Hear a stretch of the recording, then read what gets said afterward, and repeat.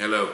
It's time for the September Basho and all of my most bolderer predictions. Stop throwing. Roll the salt, get in the ring. Welcome to the Dohyo.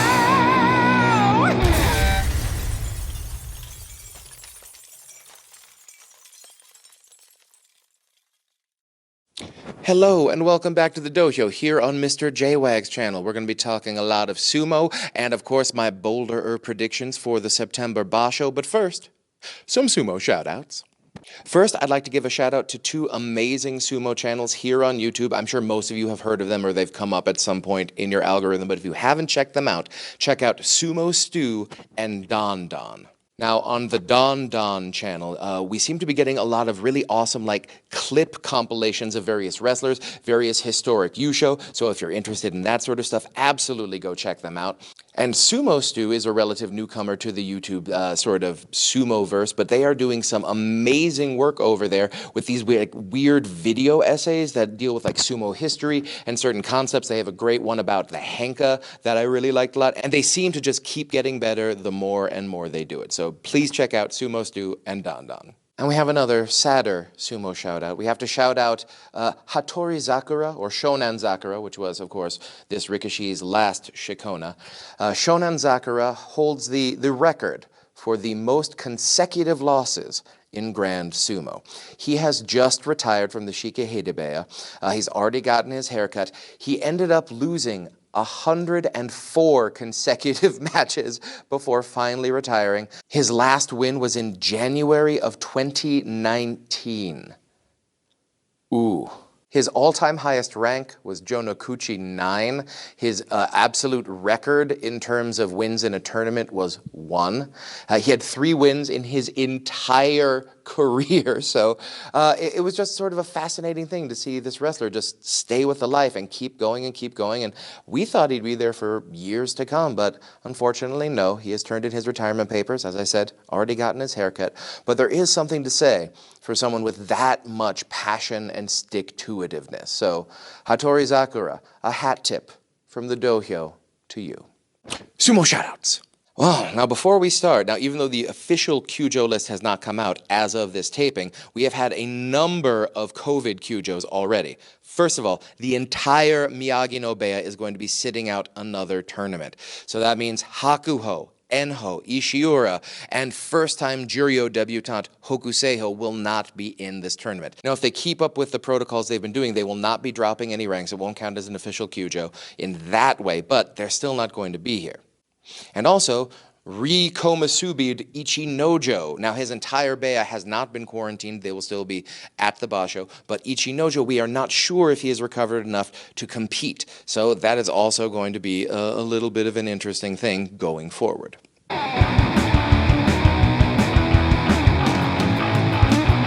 Number 1. And this is only bold if you sort of follow new Yokozuna. We have a new Yokozuna, and very rarely do Yokozuna win their very first tournament at Yokozuna. There's almost always a bit of a Yokozuna hangover. These people have been getting feasted for 6 straight weeks after earning their rope. So generally their focus hasn't been as much on training. But a person who has been sort of defying this sort of trend, Terunofuji. So, I believe Terunofuji, in the absence of Hakuho, will be winning this tournament with a 13-2 record. Now, I realize that the most dominant Rikishi winning is not necessarily bold, but my bolder prediction is we are going to have a Maegashira take the Jun Yusho. Yeah, I think this is going to be a tournament where not a whole lot of people are going to get double-digit wins. Even if they do, we're not going to see very many people up at the 12 or 11. I think we're going to see maybe a few 10 and 5s from some of our favorites. With that being said, bold prediction number 2. Taka Keisho is going to clear Kataban with 10+ wins. I got a good feeling about this. Hopefully that disc problem has been taken care of and he will be able to get back to his brand of very forceful fire hydrant-esque sumo. And the bolder prediction, Shodai gets 10+ wins. Now he hasn't done that, I think, since he won his last Yusho, which was last year at this time. But I think both of our Ozeki are going to get 10+ wins, but neither of them will be on contention on day 15. And now, my sumo 3-way parlay. I think these 3 Rikishi are all going to get their Kachi Koshi. Meisei, who's up at Sekewake, despite my prediction. I really didn't think they were going to create another Sekewake slot for him, but they did, which means that Ichinojo got bumped up to Komusubi. Wakataka Kage, he's still in the Joy, got bumped down from Komusubi, did not have a great tournament last tournament, but I think he's going to bounce back, get his 8 wins, maybe more. And yeah, Ura! Okay, we all know I love Ura, but I still firmly believe we have not ever seen Ura's true talent level. He has had these injury problems which have kept him from, I think, reaching his full potential. He just keeps working his way up the Banzuke, and as I've mentioned before, Ura's only had 2 non-Kyujo Makekoshi in sumo. So, what is his ultimate ceiling going to be? I don't think it's Maegashira 6. I think he's going to get a Kachikoshi here and get pushed up into the Joy, I think for only the 2nd time in his entire career. So, Ura, you got this one.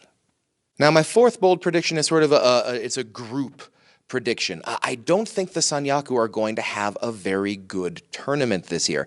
I think in general the Sanyaku's looking a little bit old, a little bit hurt, a little bit COVID-y, possibly in the case of Ichinojo, and I think that that's going to have a ripple effect down the Banzuke. So I think of our top 4 Maegashira ranks, all 8 wrestlers in the top 4 ranks, which usually comprises the Joijin or the meat grinder portion of the Maegashira schedule, 4 of the 8 are going to get Kachikoshi.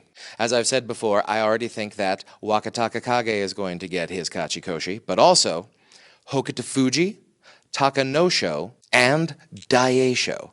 Yeah, I think the veterans who have been there for a little bit are going to do very well in this tournament and be able to possibly get back up into that Sanyaku area.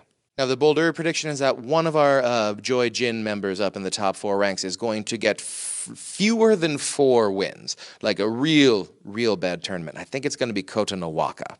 He had an excellent tournament in July, but he's never been this high up in the rankings, and he has not faced a lot of the people up here. And I think he is due for a very, very rude awakening at the top of the Banzuke.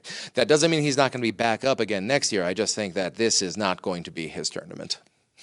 And building on top of that, bolder prediction number 5.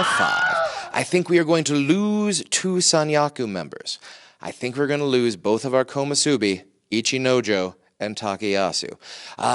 I don't think Ichinojo is going to come back full strength from COVID, and already I think he's sort of borderline at his top of his talent level right now, unless he has one of those amazing tournaments where he gets like the 13, 14 wins, which he has been able to do twice before in his career. I don't think this is going to be one of them, so I think he's going to drop out of the Sanyaku. And Takayasu, he was doing so well up until the last tournament, and then he got injured 2 days before the tournament. Ended up coming back, but not quite able to get his Kachikoshi, went down from Sekewake to Komusubi. I think we are going to have another tournament where he's not going to get Kachikoshi. He's going to fight very bravely and end up in the top Maegashira ranks for the next tournament. And as part of his prediction, at least one of these 2 is going to go Kyujo by the end of the tournament. I know, not my most fun prediction. Now for the 6th bold prediction, we're looking at the promotion-demotion line from Makuuchi to Juryo. And my bold prediction is that Abi is going to get 10 plus wins, and in the next Banzuke, he is going to be Juryo 1 or higher. 10 plus wins where he's at may not get him all the way up to Makuuchi, but it's going to get him at least to Juryo 1. As I mentioned in the last episode about the who will be our next Ozeki, I mentioned that Abi has had a bit of a resurgence and learned some new techniques in the lower divisions. So I think he's going to do very well at Juryo at this point. I definitely think his true talent level is not mid-Juryo. I think it's probably somewhere in the high Maegashira, possibly back up to Komusubi. If he is still relatively in the same physical shape as he was a year and a half ago, pre-suspension, I don't know why he wouldn't be now in his physical prime, at least as good as he was back then. Now the bolder prediction, I think this is going to be a rough tournament for the Kokonoe stable. So I think 3 of the 4 Chiyos are going to get demoted on the next Banzuke. Not Chiyo Tairyu, he seems to be doing pretty well at his lower weight, but I think that Chiyonoo, Chiyomaru, and Chiyonokuni are all going to get demoted after this tournament. So that's 3 Makekoshi predicted for the Chiyos. Now we're going to end this episode with another edition of Which Way We Goin'? Now, this is a segment where we talk about Rikishi, who I'm not quite sure which way they are going to go, but I think we're going to learn a lot about their future path based on this tournament. First one, Kiribayama. Now, Kiribayama was the hardest omission from my next Ozeki series that we just finished up. It ended up being a two-parter. It was a long one. But Kiribayama has a lot going for him. He's only 25. He was in a stable with Yokozuna Kakuryu, who is an amazing, amazing wrestler, and has got to be passing down some of that amazing knowledge to Kiribayama. But Kiribayama has never really shown me anything that tells me he's a guy who's going to get double digits up in the Joy-Jin, let alone up in the Sanyaku, which he's never made. So he's back up in the Joy this time. Maybe this is going to be the tournament that pops him up, and I can start saying, oh, now I start seeing a higher ceiling from this guy.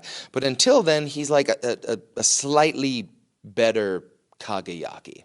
And what I mean by that is that he's a wrestler who looks good in a Mawashi, and he's going to give you a great fight, but he never seems to succeed to the level that it looks like he should be able to succeed at. And the next one, speaking of looking good and not necessarily bringing it to the ring, Endo. We talk about Endo a lot, and it's just he's never, ever shown the consistency at the top ranks I've wanted him to, or a lot of us want to. There are a lot of Endo fans out there. He's now down at Maegashira 11. He's been getting hurt a lot. Does he have a few more runs in him to pop back up to the Sanyaku? I think we're going to learn a lot in this tournament of where he's going to be, say, in the next year. Okay, dipping down to Juryo, but I think you see where this is going. Kota Shoho. Now this guy, he was on such a great upward trajectory last year, but in this calendar year, he hasn't gotten a single winning record. He ended up getting a 5-10 in July, and then got a very, very gentle demotion down to Juryo 8. So we're at the point right now where he's at least 2 amazing tournaments away from the Makuuchi division if he starts turning it around. I think he's got to start showing that he's going to be turning it around relatively soon before he gets dropped down to Makushita and has to fight his way up through the morass that is the Makushita Juryo line. I don't know if this is lingering effects of an injury he had before, or someone's gotten to his head and he's just completely out of his style of sumo, but Kota Shoho, this seems to be sort of a make-or-break tournament for you, because if he has a real bad one, he's dropping down to Makushita. Now, here's a name we haven't heard in a while, Yutakayama. Now, like I was talking before, like Kageyaki, Kiribayama, these are guys who you look at them, you're like, how do these guys lose matches? These guys look like they have amazing sumo bodies, and when they're on their game, they have great technique. Yutakayama was one of those guys I thought last year was going to have a really great forward-moving career and that he'd probably be in the Sanyaku by now. He's not. July last year, he was Maegashira 1. July this year, he was Juryo 1. So he's had a very, very streaky career. Like going into last year, he ended up having 6 straight winning records. And then he had 4 straight losing records. And now he's back on his way up with 2 straight winning records. So is this going to be another streak where he keeps getting these winning records and gets back up into the joy? There seem to be a lot of guys in their late 20s who are pusher thrusters who are sort of coming into their own right now, sort of that Abi generation. But now he's back up into Makuuchi. He's going to be facing a lot of the older vets who he hasn't faced in a while. Let's see which way he goes on this one. I'd really like it if Yutakayama ended up breaking out and getting double-digit wins this tournament, but I'm not sure yet. Thank you for watching this episode of the Dohyo. Hopefully the Kyujo list doesn't cause me to do too much post-editing surgery of this. But again, I'm very grateful that you all keep coming back for this. Hit me up with Hagaki Yoi. We have some great episodes coming up. We're going to be doing some quick strikes during the tournament. Wow. I read the entire expert panel on sumo tradition. I know I'm getting the full name wrong, but that document that the NSK ended up coming out with where they got this ad hoc committee of people who are sumo experts, and they released it in English. And I have read the whole thing and will share my thoughts with you. And of course, there will be more Shadow of Hakuho coming up after the next Basho, along with my recap and accountability for the very predictions I've made here. So everyone, stay strong, stay safe, stay healthy, and I will see you next time on the Dohyo.